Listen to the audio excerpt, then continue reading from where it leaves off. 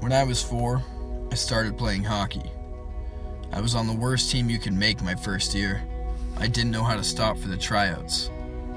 I learned my second practice and scored 83 goals in 60 games. My freshman year, starry-eyed and ready to prove to my friends that I was athletic, I went out for hockey. It was my love and my passion. I was cut from not only varsity but the JV team as well. I watched all of my friends lace him up for the historic Reading program as I sat in the bleachers fighting back tears. I made JV as a sophomore after they decided it was a no-cut year. Many of my friends moved up to varsity. I watched along for junior year as well, for I was left on JV for another season. I spent my nights in the months prior to junior year tryouts, jumping rope in my basement until the neighbors could hear my panting, and doing push-ups until I was slipping in my own sweat. When it became too hard, I would fantasize about scoring goals in front of the whole school, everybody chanting my name. That would never happen. I was cut again. My senior year was no different. Being a senior, I was barred from playing JV. The second time in 4 years, my athletic skill was deemed unsuitable to play the game I loved. The hockey program had finally defeated me. There would be no next year.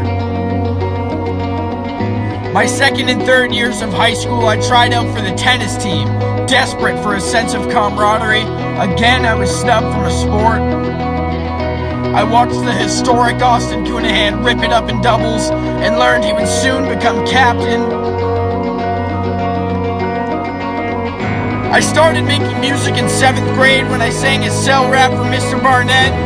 DJ M. Murph and their crew would go on to change music forever. My first hit single, Jared Diz, part 1 of 9, would go on to sell thousands of records. The crew left DJ M. Murph. Corey Klein's Lions moved to East Bum to pursue a career in lacrosse, and the same old story for Sean Towhead Highlighter Hair Tynan, except in the amazing sport of hockey. My 2 band members left our town to do the very thing I wanted to do, excel athletically. I was left with music. DJ M. Murph died, and thus Murph Man Boomin rose from the ashes like a colorful phoenix. Despite taking 6 concussion courses in order to obtain orange cards from the athletics office, I never earned a letter in a varsity sport. I was afraid I would never be able to leave my mark on this illustrious town with all of its legends.